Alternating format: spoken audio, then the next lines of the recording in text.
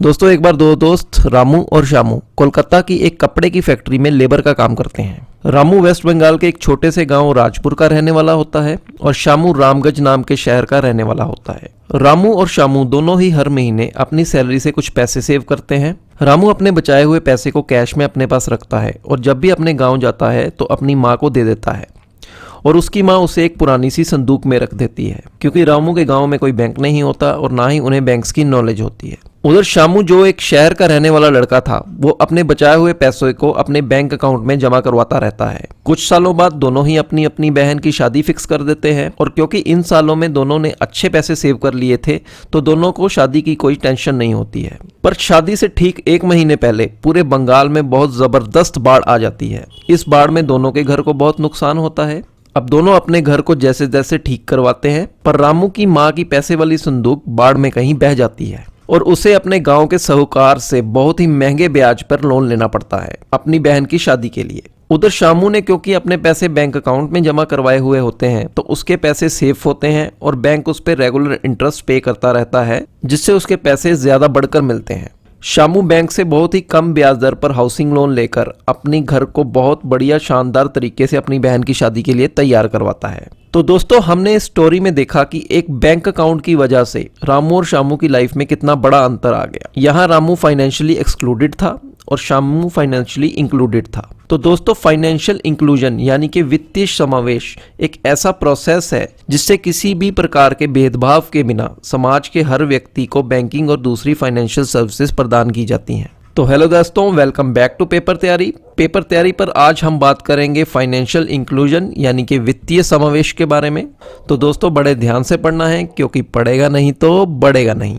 सबसे पहले समझेंगे कि फाइनेंशियल एक्सक्लूजन क्या चीज होती है, फिर देखेंगे कौन कौन फाइनेंशियली एक्सक्लूडेड है, फिर हम फाइनेंशियल इंक्लूजन का मतलब समझेंगे, फिर फाइनेंशियल इंक्लूजन के ऑब्जेक्टिव्स देखेंगे, फिर भारत में लॉन्च की गई फाइनेंशियल इंक्लूजन स्कीम्स के बारे में बात करेंगे, फिर आरबीआई द्वारा लॉन्च किए गए कुछ फाइनेंशियल इंक्लूजन इनिशिएटिव्स के बारे में बात करेंगे, फिर बीसीबीएफ मॉडल के बारे में बात करेंगे, फिर हम देखेंगे फाइनेंशियल इंक्लूजन इंडेक्स क्या चीज होती है, फिर फाइनेंशियल इंक्लूजन और डिजिटल पेमेंट सिस्टम के बारे में बात करेंगे और lastly national strategy for financial inclusion 2019 to 2024 के बारे में बात करेंगे। तो दोस्तों सबसे पहले मेरी आपसे रिक्वेस्ट है कि आप इस वीडियो को लास्ट तक जरूर देखें, क्योंकि इस वीडियो से आपको बहुत ही वैल्यू मिलने वाली है। और वीडियो को लाइक जरूर कर दें, क्योंकि आपका एक लाइक हमें बहुत मोटिवेट करता है और वीडियोस बनाने के लिए। और चैनल को सब्सक्राइब जरूर कर लें सो दैट आप हमारी कोई भी न्यू वीडियो मिस ना करें। तो चलिए शुरू करते हैं और सबसे पहले समझते हैं कि फाइनेंशियल एक्सक्लूजन क्या होती है। देखिए दोस्तों, फाइनेंशियल इंक्लूजन वो स्थिति है जिसमें लोगों को बैंकिंग खाते, लोन की सुविधाएं, क्रेडिट कार्ड और इंश्योरेंस जैसी बेसिक फाइनेंशियल सर्विसेज नहीं मिलती। इस स्थिति में जनसंख्या का वो समूह शामिल है जो फाइनेंशियल सिस्टम से बाहर है। बहुत से कारण होते हैं जिसकी वजह से लोग रेगुलर और सिस्टमेटिक फाइनेंशियल सिस्टम से बाहर रहते हैं, जैसे कि कम इनकम होना, स्थान संबंधी पहलू जैसे कि किसी स्थायी पते की कमी होना, फाइनेंशियल प्रोडक्ट्स के बारे में गलत धारणा, गैर पारदर्शी यानी कि नॉन ट्रांसपेरेंसी की संभावना होना जिससे कि एक प्रकार का संदेह होता है, साहूकारों से निकटता होना, जटिल प्रोसीजर और औपचारिकताएं होना, फाइनेंशियल प्रोडक्ट्स और सर्विसेज के बारे में जागरूकता की कमी, शर्म और शर्मिंदगी, बीमा उत्पादों यानी कि इंश्योरेंस प्रोडक्ट्स के बारे में अंधविश्वासी सोच, प्रोडक्ट्स महंगे होना मतलब कि हाई ट्रांजैक्शन कॉस्ट होना, सर्विस प्रोवाइडर्स का अनफ्रेंडली रवैया, जैसे जिन भाषाओं से ग्राहक परिचित है और सहज है उन भाषाओं को छोड़कर विदेशी भाषाओं में बात करना और विदेशी भाषाओं का प्रयोग करना सर्विस प्रोवाइडर्स के द्वारा, कम्युनिटी के साथ कनेक्टिविटी का अभाव होना। अब देख लेते हैं कि फाइनेंशियली एक्सक्लूडेड है कौन कौन। दोस्तों ग्रामीण गरीब लोग जैसे कि rural poor, marginal farmer, landless labour, ये लोग फाइनेंशियली एक्सक्लूडेड होते हैं। असंगठित क्षेत्र यानी कि अनऑर्गेनाइज सेक्टर के लोग जो समय समय पर काम की तलाश करते हैं, जैसे कि माइग्रेंट वर्कर्स और शहरी गरीब लोग। महिलाएं, खासकर जो घरेलू महिलाएं हैं वो भी फाइनेंशियली एक्सक्लूडेड हैं अपने देश में। उसके बाद सीनियर सिटीजन्स जो हैं वो फाइनेंशियली एक्सक्लूडेड होते हैं। अब चलिए आगे बढ़ते हैं और फाइनेंशियल इंक्लूजन की डेफिनेशन देख लेते हैं। दोस्तों वित्तीय समावेश यानी कि फाइनेंशियल इंक्लूजन इंक्लूजन का मतलब है कि रेगुलेटेड फाइनेंशियल संस्थाओं द्वारा उचित और पारदर्शी तरीके से किफायती लागत पर समाज के वंचित और लो इनकम लोगों को फाइनेंशियल सर्विसेज और प्रोडक्ट्स की सुविधाएं प्रदान करना। ये समाज के आर्थिक रूप से वंचित वर्गों को बिना किसी अनुचित व्यवहार के रिलायबल फाइनेंशियल सॉल्यूशन प्रदान करने पे केंद्रित है। फाइनेंशियल इंक्लूजन का इरादा किसी भी इनइक्वालिटी के बिना फाइनेंशियल सेवाएं प्रदान करना है। दोस्तों, फाइनेंशियल इंक्लूजन की formal definition doctor C Rangarajan, ex governor of RBI की अध्यक्षता वाली कमेटी ऑन फाइनेंशियल इंक्लूजन ने दी थी। इनके अनुसार कमजोर वर्गों और कम इनकम वाले ग्रुप जैसे कि कमजोर ग्रुप्स को फाइनेंशियल सर्विसेज प्रदान करना और जब इन ग्रुप्स को जरूरत हो इनको किफायती लागत पर पर्याप्त ऋण यानी कि लोन मुहैया करवाना ही फाइनेंशियल इंक्लूजन कहलाता है। तो दोस्तों, ये हमने देख लिया फाइनेंशियल इंक्लूजन का मतलब। अब हम बात करते हैं फाइनेंशियल इंक्लूजन के ऑब्जेक्टिव्स की। दोस्तों, फाइनेंशियल इंक्लूजन के मल्टीपल ऑब्जेक्टिव्स हैं, जैसे कि गरीब लोगों की जरूरतों को पूरा करने के लिए प्रॉपर फाइनेंशियल इंस्टीट्यूशन स्थापित करना, लोगों को फाइनेंशियल सर्विसेज एंड प्रोडक्ट्स जैसे कि deposits, fund transfer services, loans, insurance, payment services आदि को किफ़ायती कीमतों पर उपलब्ध करवाना। फिर ऐसे फाइनेंशियल प्रोडक्ट बनाना जो कि समाज के कम फॉर्चुनेट लोगों के लिए उपयुक्त हों। उसके बाद देश में फाइनेंशियल लिटरेसी और फाइनेंशियल जागरूकता को सुधारना, पैसे बचाने की आदत विकसित करना, विशेष रूप से लो इनकम वर्गों के लोगों में जो कि लगातार वित्तीय दबाव की छाया में रहते हैं, जिसका मुख्य कारण है बचत का अभाव होना, जो उन्हें एक वल्नरेबल समूह बनाता है। उसके बाद गवर्नमेंट सब्सिडीज का नगद भुगतान करने के बजाय बेनिफिशियरीज के बैंक अकाउंट में डायरेक्ट बेनिफिट ट्रांसफर के माध्यम से सरकारी बेनिफिट्स और सब्सिडीज देना, ताकि गैप्स और लीक्स को दूर किया जा सके। नेक्स्ट ऑब्जेक्टिव है कि देश के अत्यंत दूर दराज के इलाकों में रहने वाले सबसे गरीब लोगों तक मोबाइल बैंकिंग और फाइनेंशियल सर्विसेज पहुंचाना। तो दोस्तों, ये थे फाइनेंशियल इंक्लूजन के ऑब्जेक्टिव्स। अब देखते हैं फाइनेंशियल इंक्लूजन स्कीम्स को। दोस्तों, भारत सरकार ने वित्तीय समावेश के उद्देश्य से कई योजनाएं शुरू की हैं। इन योजनाओं का उद्देश्य समाज के कम भाग्यशाली वर्गों को सामाजिक सुरक्षा प्रदान करना है। इनमें से कुछ प्रमुख स्कीम्स हैं: प्रधानमंत्री जनधन योजना, अटल पेंशन योजना, प्रधानमंत्री सुरक्षा बीमा योजना, प्रधानमंत्री जीवन ज्योति बीमा योजना, प्रधानमंत्री मुद्रा योजना, सुकन्या समृद्धि योजना और लास्टली है स्टैंड अप इंडिया स्कीम। तो चलिए इन योजनाओं के कुछ प्रमुख विशेषताएं देख लेते हैं। सबसे पहले बात करते हैं प्रधानमंत्री जनधन योजना की। दोस्तों, ये स्कीम भारत सरकार की सबसे बड़ी फाइनेंशियल इंक्लूजन स्कीम है। इसके तहत भारत के हर अनबैंक्ड इंसान का एक बेसिक सेविंग अकाउंट खोला गया। इस खाते में कोई मिनिमम बैलेंस की जरूरत नहीं होती। इस अकाउंट में अकाउंट होल्डर को एक रुपए कार्ड, एटीएम कम डेबिट कार्ड दिया जाता है। इस अकाउंट में अकाउंट होल्डर को 1 लाख तक का एक्सीडेंटल बीमा भी दिया गया और 10,000 रुपए तक की ओवरड्राफ्ट की फैसिलिटी भी दी गई। इसके बाद आती है अटल पेंशन योजना। दोस्तों, ये अनऑर्गेनाइज सेक्टर वर्कर्स के लिए एक पेंशन योजना है। इसमें 1,000 रुपए से लेके 5,000 रुपए तक की पेंशन का प्रावधान है। इसमें पेंशन 60 साल की आयु के बाद मिलती है। इस योजना को सब्सक्राइब करने की एंट्री एज है 18 साल से 40 साल तक। इसके लिए एक सेविंग अकाउंट होना अनिवार्य है। इसके बाद आती है प्रधानमंत्री सुरक्षा बीमा योजना। दोस्तों, ये एक एक्सीडेंटल इंश्योरेंस स्कीम है। इसमें उपभोक्ता को एक्सीडेंटल और डेथ कवर मिलता है। ये स्कीम का लाभ 18 साल से लेकर 70 साल तक के लोग उठा सकते हैं। इसके लिए भी एक सेविंग अकाउंट होना अनिवार्य है। दोस्तों, इस स्कीम का कवरेज 1 साल तक का होता है, जो कि 1 जून से लेकर अगले साल की 31 मई तक रहता है। इसमें पॉलिसी होल्डर की डेथ होने पर नॉमिनी को 2 लाख रुपए मिलते हैं। अगर एक्सीडेंट में एक आंख या फिर एक पैर या फिर एक हाथ चला जाए तो 1 लाख रुपए मिलते हैं और अगर टोटल डिसेबिलिटी हो जाए तो 2 लाख रुपए मिलते हैं। इस स्कीम का सालाना प्रीमियम है मात्र 20 रुपए, जो कि उपभोक्ता के बैंक अकाउंट से ऑटोमेटिकली कट जाता है। हमारी अगली स्कीम आती है प्रधानमंत्री जीवन ज्योति बीमा योजना। दोस्तों, ये एक इंश्योरेंस स्कीम है जिसमें कि डेथ कवर मिलता है किसी भी कारण से हुई डेथ में। ये स्कीम का लाभ 18 साल से लेके 50 साल तक के लोग उठा सकते हैं और 70 साल की आयु के बाद ये स्कीम खत्म हो जाती है। इसके लिए भी एक सेविंग अकाउंट होना अनिवार्य है। इस स्कीम का कवरेज 1 साल तक होता है, जो कि 1 जून से लेके 31 मई तक रहता है। इस स्कीम में पॉलिसी होल्डर की डेथ होने पर नॉमिनी को 2 लाख रुपए मिलते हैं। इसका सालाना प्रीमियम मात्र 436 रुपए है,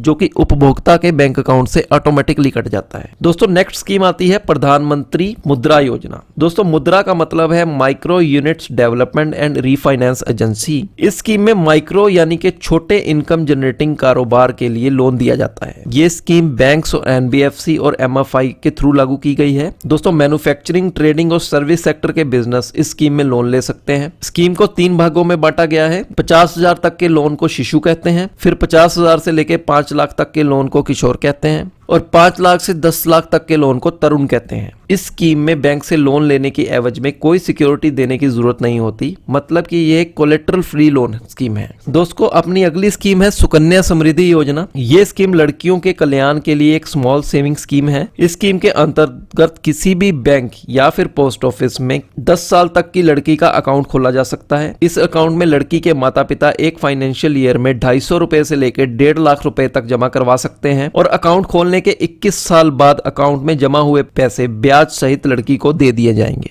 लड़की के 18 साल होने के बाद लड़की की एजुकेशन या फिर उसकी शादी के लिए इस अकाउंट में से जमा 50% पैसे निकलवाए जा सकते हैं। इसमें लड़की के माता पिता को आईटी एक्ट में 80C में डिडक्शन का बेनिफिट मिलता है। इस अकाउंट में ब्याज हर साल गवर्नमेंट द्वारा अनाउंस किया जाता है। मैच्योरिटी पे सारा का सारा पैसा लड़की को मिलता है और अकाउंट खोलने के 15 साल तक पैसा इस अकाउंट में जमा किया जा सकता है। इसके बाद आती है स्टैंड अप इंडिया स्कीम, जो कि हमारी लास्ट स्कीम है। स्टैंड अप इंडिया स्कीम में SC ST और वुमेन एंटरप्रेन्योर को लोन दिया जाता है। बैंक इस स्कीम में 10 लाख रुपए से लेकर 1 करोड़ तक का लोन देते हैं। इसमें हर एक सरकारी बैंक की ब्रांच को कम से कम एक SC ST और एक वुमेन एंटरप्रेन्योर को लोन देने की हिदायत दी थी गवर्नमेंट ने। इस स्कीम में लोन सिर्फ ग्रीनफील्ड एंटरप्राइज यानी कि नए बिजनेस को सेटअप करने के लिए मिलता है। लोन लेने वाले की उम्र 18 साल से ज्यादा होनी चाहिए। इस स्कीम में जिस बिजनेस के लिए लोन दिया जा रहा है उस बिजनेस में कम से कम 51% हिस्सा SC ST या फिर वुमेन एंटरप्रेन्योर का होना चाहिए। इसमें लोन लेने वाला कोई भी कोलेटरल सिक्योरिटी भी दे सकता है या फिर सरकार द्वारा बनाए गए credit guarantee fund for stand up India loans में इसे कवर किया जा सकता है। तो दोस्तों, ये हमने देखा सरकार द्वारा लॉन्च की गई कुछ चुनिंदा फाइनेंशियल इंक्लूजन स्कीम्स को। अब बात करते हैं RBI द्वारा लॉन्च किए गए कुछ फाइनेंशियल इंक्लूजन इनिशिएटिव्स की। इनमें से सबसे पहले आता है नो फ्रिल अकाउंट्स, फिर आते हैं बेसिक सेविंग बैंक अकाउंट्स जिनको हम BSBDA भी कहते हैं, फिर है बैंक ब्रांच एक्सपेंशन पॉलिसी, फिर आती है लीड बैंक स्कीम, फिर आते हैं पेमेंट बैंक और स्मॉल फाइनेंस बैंक और लास्ट में आते हैं BCBF मॉडल। चलिए अब एक एक करके इन सब के बारे में बात कर लेते हैं। दोस्तों, RBI ने गरीबों को बुनियादी बैंकिंग सुविधाएं प्रदान करने के लिए और फाइनेंशियल इंक्लूजन को बढ़ावा देने के लिए 2005 में नो फ्रिल बैंक अकाउंट शुरू किए। ये बैंक अकाउंट न्यूनतम बैलेंस या फिर बिना किसी बैलेंस के भी मेंटेन किए जा सकते थे। उसके बाद RBI ने लॉन्च किए BSBDA यानी कि basic saving bank deposit account. BSBDA एक ऐसा सेविंग अकाउंट होता है जिसमें अकाउंट होल्डर को कुछ न्यूनतम सुविधाएं निःशुल्क प्रदान की जाती। इसमें खाताधारकों को ATM और डेबिट कार्ड जैसी बुनियादी बैंकिंग सुविधाएं फ्री में प्रदान की जाती हैं। ये अकाउंट किसी भी उम्र के व्यक्ति द्वारा खोला जा सकता है। ये अकाउंट इनकम पे डिपेंड नहीं करते। इस तरह के खाते में मिनिमम बैलेंस बनाए रखने की आवश्यकता नहीं होती। BSBDA अकाउंट में कितनी भी बार पैसे जमा करवाए जा सकते हैं। अकाउंट होल्डर को 1 महीने में अधिकतम 4 बार निःशुल्क विड्रॉल की अनुमति होती है। BSBDA अकाउंट किसी भी बैंक में खोला जा सकता है, पर शर्त यह है कि अकाउंट होल्डर का उस बैंक में पहले से कोई रेगुलर सेविंग अकाउंट नहीं होना चाहिए। RBI ने बैंक्स को निर्देश दे रखे हैं कि वो मौजूदा अपने नो फ्रिल अकाउंट को BSBDA अकाउंट में कन्वर्ट कर दें। इसके बाद आती है RBI की ब्रांच एक्सपेंशन पॉलिसी। RBI ने अपनी ब्रांच ऑथराइजेशन पॉलिसी में RRBs के अलावा सभी डोमेस्टिक कमर्शियल बैंक्स को टायर 3 से लेकर टायर 6 सेंटर्स में अपनी branches, mobile branches, administrative office और सर्विस ब्रांचेस खोलने की जनरल परमिशन दे रखी है। इन बैंक्स को निर्देश दिए गए हैं कि 1 साल के दौरान खोले जाने वाली उनकी प्रपोज्ड ब्रांचेस की कुल संख्या का कम से कम 25% बैंक रहित ग्रामीण क्षेत्र टायर 5 और टायर 6 क्षेत्रों में उनको खोलने हैं। इसके बाद दोस्तों, RBI ने 1969 में लीड बैंक स्कीम अपनी स्टार्ट की। इस योजना में इंडिविजुअल बैंक्स को उनकी प्रेजेंस के हिसाब से डिस्ट्रिक्ट अलॉट की गई। लीड बैंक एक लीडर की तरह अपनी अलॉटेड डिस्ट्रिक्ट में काम करता है। यह डिस्ट्रिक्ट के सभी क्रेडिट इंस्टीट्यूशंस के सब कामों को कोऑर्डिनेट करता है ताकि एग्रीकल्चर, MSME और दूसरी आर्थिक गतिविधियों के लिए क्रेडिट के प्रभाव को बढ़ाया जा सके। इसके बाद दोस्तों, RBI ने स्मॉल फाइनेंस और पेमेंट्स बैंक को बैंकिंग लाइसेंस दिए। ये बैंक महत्वपूर्ण भूमिका निभाते हैं समाज में बैंकिंग सुविधाओं से वंचित और कम बैंकिंग सुविधाएं वाले वर्गों को बैंकिंग सुविधाएं प्रदान करने में। दोस्तों साल 2006 में आरबीआई ने ज्यादा फाइनेंशियल इंक्लूजन को सुनिश्चित करने के लिए और बैंकिंग सेक्टर की पहुंच को रिमोट एरियाज में बढ़ाने के लिए बिजनेस कॉरेस्पॉन्डर और बिजनेस फैसिलिटेटर मॉडल की शुरुआत की। ये मॉडल बैंक्स को बीसी और बीएफ की मदद से फाइनेंशियल सर्विसेज प्रदान करने में मदद करता है। बैंक्स अब NGOs, cooperatives, micro finance institutions, post offices, insurance agents और अन्य कुछ इकाइयों की सेवाओं का उपयोग कर सकता है एज इंटरमीडियरी या फिर कॉर्पोरेट एजेंट के रूप में कुछ बैंकिंग सुविधाएं प्रदान करने के लिए। तो दोस्तों यहाँ हमारा खत्म होता है टॉपिक आरबीआई के फाइनेंशियल इंक्लूजन इनिशिएटिव्स का। चलिए अब बात करते हैं फाइनेंशियल इंक्लूजन इंडेक्स की। दोस्तों आरबीआई ने देश भर में फाइनेंशियल इंक्लूजन की सीमा को मापने के लिए एक कंपोजिट फाइनेंशियल इंडेक्स यानी कि एफआई इंडेक्स का निर्माण किया है। ये इंडेक्स 0 से लेकर 100 की रेंज में फाइनेंशियल इंक्लूजन के विभिन्न पहलुओं पर जानकारी एकत्रित करता है, जहां 0 दर्शाता है कंप्लीट फाइनेंशियल एक्सक्लूजन और 100 नंबर दर्शाता है कंप्लीट फाइनेंशियल इंक्लूजन। दोस्तों फाइनेंशियल इंक्लूजन इंडेक्स में 3 व्यापक पैरामीटर है, जिसमें से फर्स्ट है एसएस जिसको के 35% वेटेज दिया गया है, उसके बाद है यूसेज जिसे 45% वेटेज दी गई है और लास्ट है क्वालिटी जिसको के 20% वेटेज दी गई है। दोस्तों आरबीआई इस इंडेक्स को हर साल पब्लिश करता है। मार्च 2017 में एफआई इंडेक्स की वैल्यूज थी 43.40, मार्च 21 में बढ़कर हो गई 53.90, मार्च 22 में इसकी वैल्यू हो गई 56.40 और मार्च 2023 में इसकी वैल्यू हो गई 60.10। दोस्तों एफआई इंडेक्स में इंप्रूवमेंट फाइनेंशियल इंक्लूजन में बढ़ोतरी और फाइनेंशियल इंक्लूजन की क्वालिटी को दर्शाता है। तो दोस्तों ये बात कर ली हमने फाइनेंशियल इंक्लूजन इंडेक्स की।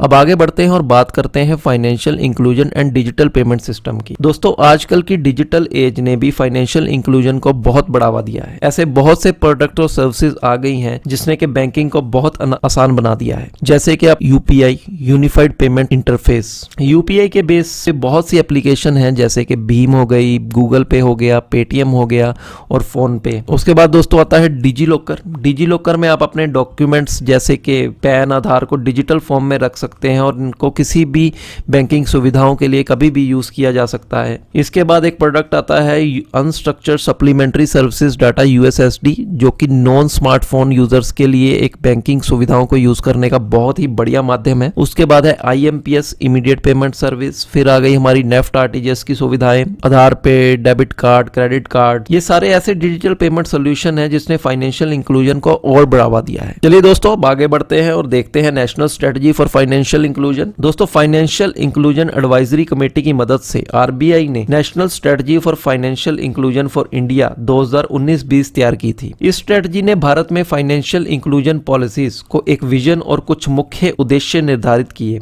जिसकी मदद से देश में फाइनेंशियल इंक्लूजन की प्रक्रिया को विस्तारित करने और बनाए रखने में मदद मिले। स्ट्रेटजी में आरबीआई ने कुल 6 ऑब्जेक्टिव्स को आइडेंटिफाई किया। फर्स्ट ऑब्जेक्टिव था universal access to financial services. उसके बाद सेकंड है providing basic bouquet of financial services, यानी कि बुनियादी वित्तीय सेवाएं प्रदान करना। इसके बाद आया access to livelihood and skill development. Fourth objective आया financial literacy and education. Fifth आया consumer protection and grievance redressal. Sixth आया इफेक्टिव कोऑर्डिनेशन। दोस्तों इस स्ट्रेटजी का उद्देश्य किफायती तरीके से फॉर्मल फाइनेंशियल सर्विसेज की पहुंच प्रदान करना, वित्तीय समावेश यानी कि फाइनेंशियल इंक्लूजन को व्यापक और गहरा बनाना और फाइनेंशियल लिटरेसी और कंज्यूमर प्रोटेक्शन को बढ़ावा देना है। तो दोस्तों यहाँ खत्म होता है हमारा फाइनेंशियल इंक्लूजन यानी कि वित्तीय समावेश का टॉपिक। हमें उम्मीद है कि आपको हमारी ये वीडियो अच्छी लगी होगी। अगर इस वीडियो से आपको कुछ भी नया सीखने को मिला हो तो वीडियो को लाइक करना न भूलें और कमेंट करके जरूर बताएं कि आपको हमारा ये वीडियो कैसा लगा और चैनल को सब्सक्राइब जरूर कर लें सो दैट आप हमारी कोई भी न्यू वीडियो मिस ना करें। तो मिलते हैं आपको जल्दी ही अगली वीडियो में, तब तक के लिए बाय बाय, टेक केयर।